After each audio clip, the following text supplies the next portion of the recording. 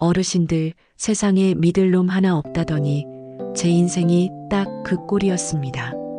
30년 넘게 한 이불 덮고 산 남편이 그것도 다른 사람도 아닌 사돈댁 안사돈과 눈이 맞아 야반도주를 했다면 믿으시겠어요?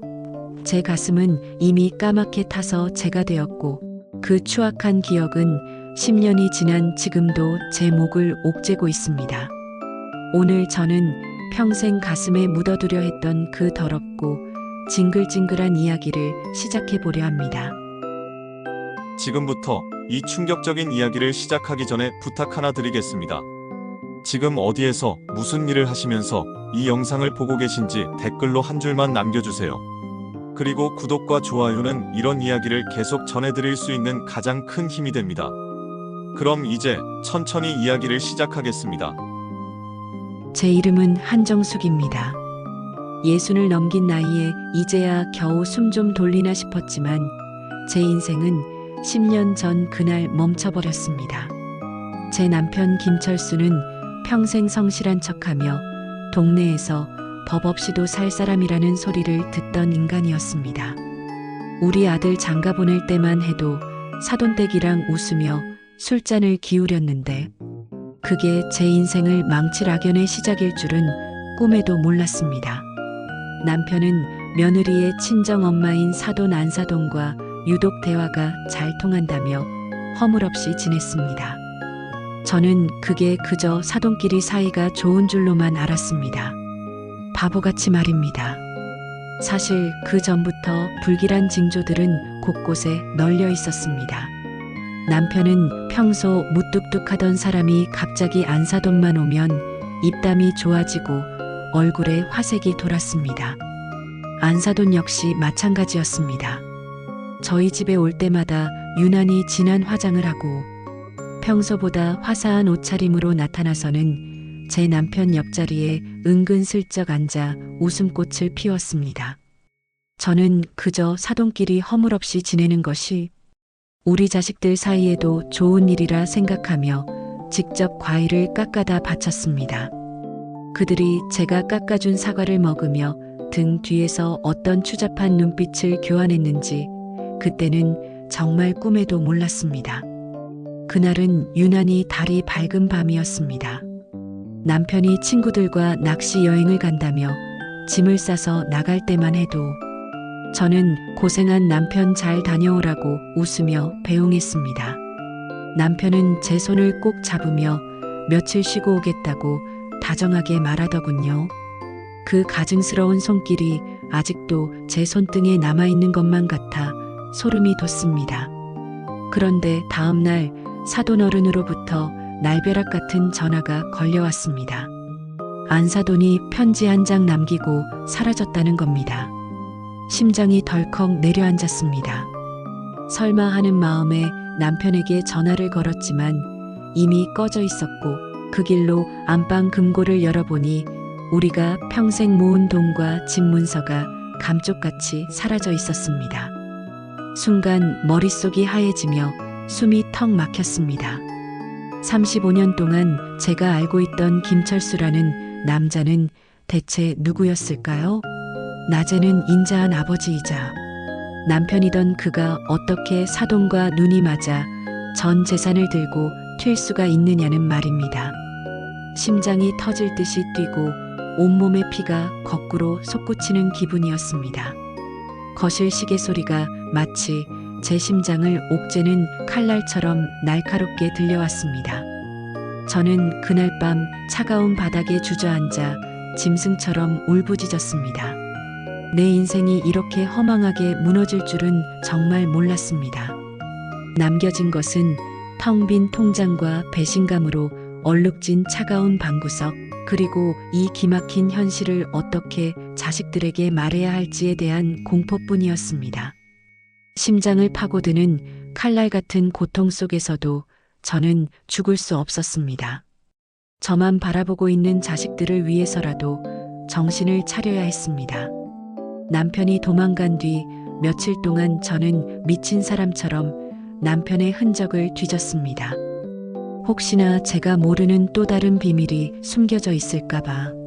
집안의 모든 서랍을 뒤엎고 장롱 밑바닥까지 긁어냈습니다. 그러다 옷장 깊숙한 구석에서 남편의 낡은 수첩 하나를 발견했습니다. 그 안에는 사돈 안사돈과 주고받은 은밀한 쪽지들이 빼곡히 들어차 있었습니다. 언제부터 시작된 것인지 알 수도 없는 그 더러운 미러들이 제 눈을 사정없이 찌르는 것 같았습니다. 자기들이 무슨 세기의 사랑이라도 하는 양 적어 내려간 글귀들을 보며 저는 구역질이 났습니다. 여보, 당신 없는 우리 집은 감옥 같아요. 우리 멀리 도망가서 아무도 모르는 곳에서 살아요. 사돈 안사돈 이영희가 휘갈겨 쓴 그 문장을 읽으며 저는 손을 부르르 떨었습니다. 남편 김철수 역시 답장을 적어두었더군요. 조금만 기다려요. 내가 조만간 정리해서 당신 데리러 갈 테니 우리만의 낙원을 만듭시다. 이 더러운 약속을 위해 그들은 자식들의 앞길도 남겨진 배우자들의 인생도 무참히 짓밟아버린 것이었습니다. 남편은 아주 치밀하게 도주를 준비했습니다. 집을 담보로 사채까지 끌어다 쓰고 제가 몰래 모아둔 쌈짓돈까지 싹싹 긁어갔습니다. 은행 직원에게 물어보니 남편이 어떤 여자와 함께 와서 다정하게 돈을 인출해 갔다는 말을 전해주더군요. 그 여자가 바로 우리 며느리의 친정엄마였습니다. 세상에 이런 법이 어디 있습니까? 자식들 혼사로 맺어진 인연을 이렇게 더럽게 짓밟아 버리다니요. 저는 배신감에 몸을 떨며 그들이 남긴 빗서리를 움켜쥐었습니다. 이미 눈물은 말라버렸고 그 자리에는 시커먼 증오의 씨앗이 뿌려졌습니다. 사돈어른은 그날 이후 식음을 전폐하시다가 결국 화병으로 몸져 누우셨습니다. 저는 차마 며느리 얼굴을 볼 수가 없어 매일 밤을 눈물로 지샜습니다. 며느리 역시 자기 엄마가 저지른 죄 때문에 제 앞에서 고개도 들지 못한 채 매일 사죄를 했습니다. 저는 며느리를 붙잡고 울었습니다. 내 죄가 아니다. 그 인간들이 짐승인 것이지 내가 무슨 잘못이냐며 서로를 끌어안고 통곡했습니다. 며느리는 제 무릎에 얼굴을 묻고 어머니 죄송해요. 제가 죽을 죄를 지었어요 라며 한참을 울었습니다. 하지만 현실은 냉혹했습니다. 당장 들이닥친 사채업자들의 으름장에 저는 매일 무릎을 꿇어야 했습니다. 저는 집을 지키기 위해 밤낮으로 일했습니다. 새벽에는 시장 바닥 청소를 하고 낮에는 식당에서 산더미 같은 설거지를 했습니다. 밤에는 남의 집 파출부 일까지 닥치는 대로 하며 남편이 남긴 빚을 갚아나갔습니다. 손톱이 뒤집어지고 허리가 끊어질 듯 아파도 남편 김철수가 돌아오기만 하면 죽여버리겠다는 일념 하나로 버텼습니다. 10년이라는 긴 세월 동안 저는 웃음을 잃었고 제 가슴 속에는 오직 서슬퍼런 복수의 칼날만이 자라나고 있었습니다. 남편이 떠난 빈자리는 시커먼 증오로 채워졌고 저는 반드시 그들이 제 발로 찾아오게 될 날을 기다리며 이를 악물었습니다. 그렇게 죽으림을 다해 10년을 버티니 자식들도 제자리를 잡고 저도 겨우 숨을 쉴 만해졌습니다. 하지만 그 10년 동안 제가 겪은 모멸감은 이루 말로 다 할 수 없습니다. 동네 사람들은 제 뒤에서 사악한 수군거림을 멈추지 않았습니다. 사돈이랑 도망간 남편 둔 여자라며 대놓고 비웃는 인간들도 있었습니다. 제가 시장에서 무거운 짐을 이고 나를 떼면 저 여자는 전생에 무슨 죄를 지었길래 저런 기막힌 꼴을 당하나 하는 소리가 화살처럼 날아와 꽂혔습니다. 저는 그럴 때마다 시장 바닥에서 소금을 뿌리며 소리를 질렀습니다. 잘못한 건 그놈들인데 왜 내가 고개를 숙여야 하느냐고 악을 썼습니다. 가슴속에 맺힌 응어리가 딱딱하게 굳어 마치 거대한 돌덩이처럼 느껴졌습니다. 가장 가슴 아픈 것은 사돈어른의 죽음이었습니다. 남편과 아내가 한꺼번에 배신하고 떠난 뒤 사돈 어른은 끝내 정신을 놓으셨습니다. 매일같이 술로 밤을 지새우며 안사돈의 이름을 부르짖던 그 애처로운 목소리가 아직도 제 귓가에 쟁쟁합니다. 돌아가시기 직전까지도 안사돈의 이름을 부르며 통곡하시던 그 모습이 지금도 눈에 선합니다. 저는 사돈 어른의 장례식장에서 며느리와 함께 상복을 입고 손님을 맞았습니다. 그 자리에서도 사람들은 제 눈치를 보며 수군거렸습니다. 며느리의 친정 엄마와 시아버지가 도망갔다는 그 해괴한 소문은 장례식장의 공기를 더욱 비참하게 만들었습니다. 저는 조문객들에게 고개를 숙이면서도 마음속으로는 그 배신자들을 저주하고 또 저주했습니다. 남편 김철수는 10년 동안 소식 한 통 없었습니다. 생사조차 알 길 없는 그 인간이 너무나 원망스러워 저는 밤마다 남편의 낡은 옷가지를 하나씩 불태웠습니다. 하지만 며느리의 친정 식구들은 여전히 저를 죄인 취급하며 배신자로 몰아세웠습니다. 자기 엄마가 도망간 것은 생각지도 않고 제가 사돈 어른을 제대로 모시지 않아 그렇게 일찍 돌아가셨다며 저를 공격하더군요. 적반하장도 유분수지 그 뻔뻔한 말들에 저는 가슴이 터져나갈 것 같았습니다. 세상은 참으로 불공평했습니다. 피해자인 제가 왜 이런 비난까지 감수해야 하는지 억울해서 잠이 오지 않는 밤이 허다했습니다. 그럴 때마다 저는 마당에 나가 밤하늘을 보며 다짐했습니다. 다시는 누구에게도 무시당하지 않겠다고, 내 자식들만큼은 세상 어디 내놔도 당당하게 키우겠다고 말입니다. 배신당한 아내라는 꼬리표가 제 살점을 파고드는 칼날 같았지만 저는 그 상처를 훈장처럼 여기며 살았습니다. 10년의 세월은 저를 강철처럼 단단하게 개조했습니다. 따뜻하고 인자했던 한정숙은 이미 10년 전 그날 죽었습니다. 오직 자식들을 지키고 배신자들을 처단하기 위해 살아남은 도끼 품은 로파만이 남았을 뿐이었습니다. 저는 매일 밤 거울을 보며 스스로에게 주문을 걸었습니다. 너는 강해져야 한다. 그래야 나중에 그들이 나타났을 때 단숨에 무너뜨릴 수 있다고 말입니다. 제 눈빛은 점점 차가운 얼음처럼 변해갔고 목소리는 낮고 단단하게 굳어졌습니다. 이제 저는 더 이상 예전에 힘없고 순진한 여자가 아니었습니다. 그러던 어느 비오는 오후였습니다. 하늘이 구멍이라도 난 듯 장대비가 쏟아지던 날, 10년 만에 제 집 대문 앞에 두 그림자가 나타났습니다. 꾀죄죄한 몰골에 퀭한 눈을 한 남자가 힘겹게 대문을 두드리는데 저는 처음에 길 잃은 불황자인 줄 알았습니다. 빗물에 젖어 축 늘어진 옷가지와 헝클어진 머리카락은 영락없는 노숙자의 모습이었습니다. 그런데 그 입에서 나오는 목소리를 듣는 순간 제 심장이 그 자리에 멈추는 것 같았습니다. 10년 전 재산을 들고 튀었던 제 남편 김철수가 분명했습니다. 정수가 나 좀 살려줘라 하는 그 비굴한 목소리에 온몸의 피가 차갑게 식어내렸습니다. 그 옆에 서 있는 여자는 더 가관이었습니다. 곱고 우아하던 얼굴은 간대없고 주름만 가득한 사돈. 안사돈 이영희가 남편의 팔에 매달려 연신 쿨럭거리고 있었습니다. 남편은 저를 보자마자 흙바닥에 넙죽 엎드려 울기 시작했습니다. 정수가 내가 죽을 죄를 지었다. 내가 그때 마귀가 씌었었나 보다라며 제 바짓가랑이를 붙잡고 늘어졌습니다. 사돈 안사돈은 옆에서 피 섞인 가래를 내뱉으며 저를 애처로운 눈빛으로 쳐다보더군요. 알고 보니 도망가서 호화롭게 잘 살 줄 알았던 두 인간은 남은 돈을 사기로 다 날리고 남편은 암에 걸려 수술비조차 없는 비참한 처지가 되어 돌아온 것이었습니다.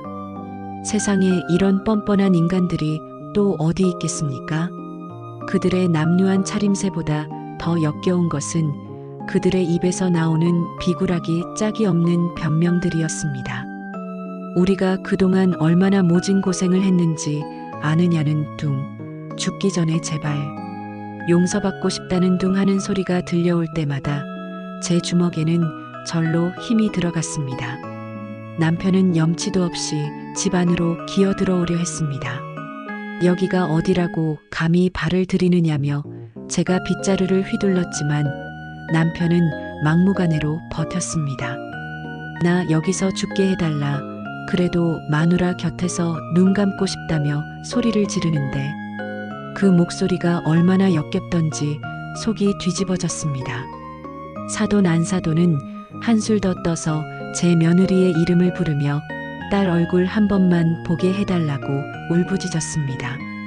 자기 딸 가정을 박살내고 평생의 트라우마를 안겨준 여자가 이제 와서 엄마 노릇을 하겠다니 짐승도 이런 파렴치한 짓은 안 할 겁니다. 저는 그들의 뻔뻔함에 치가 떨려 몸을 주체할 수 없었습니다. 어떻게 인간의 탈을 쓰고 저토록 추악한 요구를 할 수 있는지 믿기지 않았습니다. 소란을 듣고 퇴근하던 아들 지훈이가 남편의 멱살을 잡았습니다. 당신이 사람이냐고, 우리 엄마가 그동안 고생한 거 생각하면 지금 당장 여기서 죽여도 시원치 않다며 분노를 터뜨렸습니다. 지훈이의 눈에는 억울함과 분노의 눈물이 맺혀 있었습니다. 하지만 남편은 아들 앞에서 무릎을 꿇고 빌면서도 눈은 집안 구석구석을 살피며 돈이 될 만한 것을 찾는 듯 하더군요.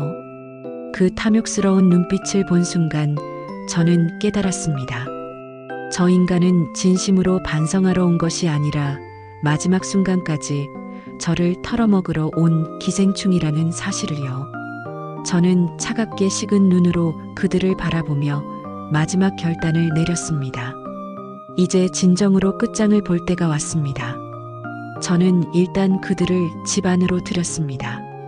비가 오는데 마당에서 소란을 피우면 동네 사람들이 다 볼 것이고 그것이 우리 자식들 앞길에 또다시 흠이 될까봐 일단 안방으로 몰아넣었습니다. 남편은 제가 마음이 약해진 줄 알고 안심한 듯 침대에 털썩 누워 수술비와 약값을 나열하기 시작했습니다. 정수가, 내가 수술만 잘 받으면 예전처럼 당신한테 잘할게 하는 소리가 들려왔습니다. 사돈 안사돈도 부엌대기처럼 굴며 밥을 달라고 아우성이더군요. 저는 소름 끼치는 미소를 지으며 정성스럽게 고기 반찬을 곁들인 밥상을 차려주었습니다. 그들이 허겁지겁 밥을 넘기는 동안 저는 조용히 휴대전화를 들었습니다. 복수는 차갑게 식었을 때 가장 통쾌한 법이니까요. 저는 먼저 며느리를 불러 그 추잡한 광경을 똑똑히 보여주었습니다. 자기 엄마와 시아버지가 한상에서 밥을 먹는 그 징그러운 모습을 본 며느리는 그 자리에서 실신할 듯 오열했습니다. 어머니, 제가 저 사람들을 어떻게 해야 해요? 하며 절규하는 며느리를 저는 차갑게 다독였습니다. 가만히 있거라. 내가 10년을 기다려온 순간이다. 그리고 저는 동네 반상의 단톡방에 글을 올렸습니다. 10년 전 재산 들고 사돈이랑 도주했던 김철수와 이영희가 오늘 우리 집에 돌아왔으니 다들 구경 오시라고 말입니다. 순식간에 제 집 마당은 분노한 동네 사람들로 가득 찼습니다. 사람들은 저마다 욕설을 내뱉으며 그들의 실체를 궁금해했습니다. 저는 안방 문을 활짝 열어젖히고 동네 사람들 앞에서 그들의 만행을 낱낱이 고발했습니다. 이 인간들이 어떤 짓을 하고 도망갔는지, 이제 와서 몸이 병드니까 자식들 돈 뜯어내려고 다시 기어들어 왔는지 똑똑히 보라고 소리쳤습니다. 남편 김철수는 당황해서 이불로 얼굴을 가리려 했지만 이미 동네 사람들의 카메라가 그를 향해 있었습니다. 며느리도 자기 엄마를 향해 소리쳤습니다. 내 인생 망친 걸로 모자라 이제 내 자식들 얼굴까지 못 들게 하느냐고, 다시는 내 눈앞에 나타나지 말라고 절규했습니다. 저는 남편이 가져온 낡고 지저분한 가방을 마당 한복판으로 던져버렸습니다. 그리고 남편의 이름으로 된 모든 서류와 10년간 제가 피눈물 흘리며 모아온 빚 독촉장 사본들을 그들의 면상에 한 움큼 뿌려주었습니다. 이것들이 당신들이 남긴 흔적이다. 당장 나가라며 호통을 쳤습니다. 동네 사람들은 그들에게 침을 뱉고 손가락질했습니다. 인간 같지도 않은 놈들이라며 마당은 아수라장이 되었습니다.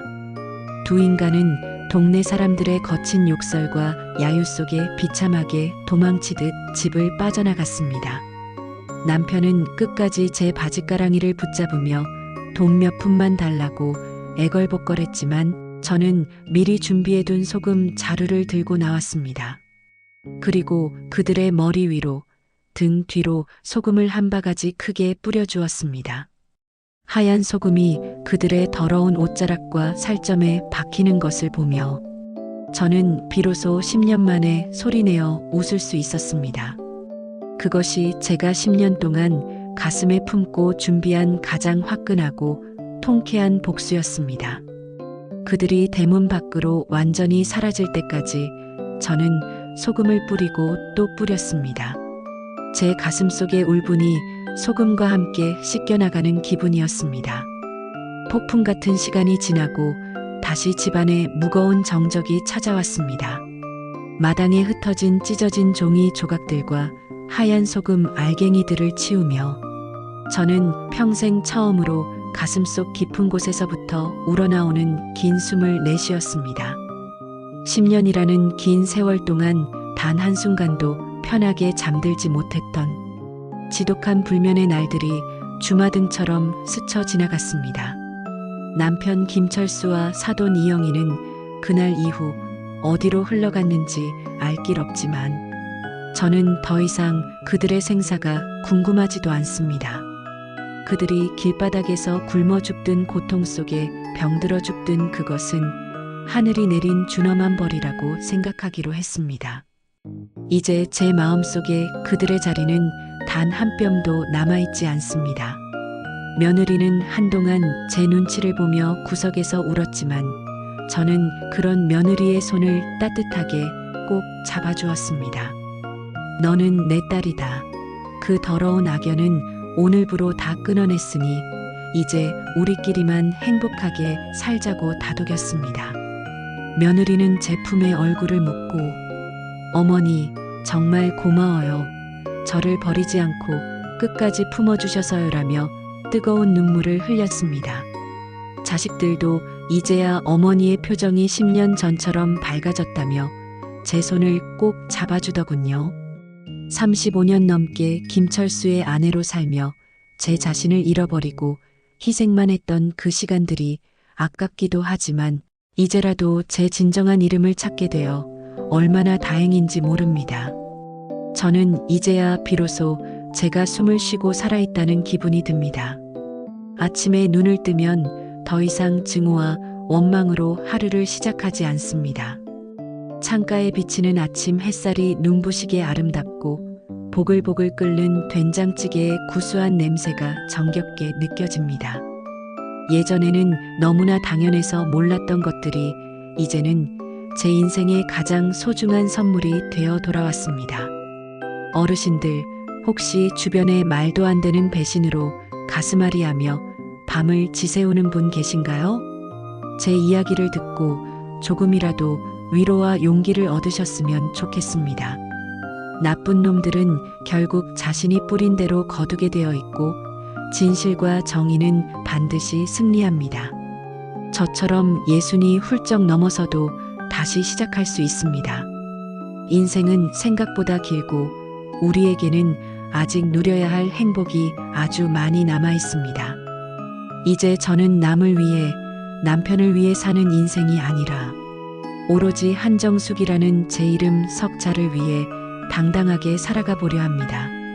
맛있는 것도 마음껏 사 먹고 친구들과 전국의 예쁜 곳으로 여행도 다니며 남은 인생을 화사한 꽃길로 가득 채워가겠습니다. 제 손에 굳은 살은 이제 제 훈장이 되었고 제 눈가의 깊은 주름은 삶의 깊이를 말해주는 훈장이 되었습니다. 이제 더 이상 누군가를 원망하며 피눈물을 흘리지 않을 것입니다. 그저 오늘 하루 주어지는 평범한 일상에 감사하며 저를 아껴주는 자식들과 며느리와 함께 웃으며 살아가겠습니다. 여러분의 삶도 언제나 빛나길 진심으로 응원합니다.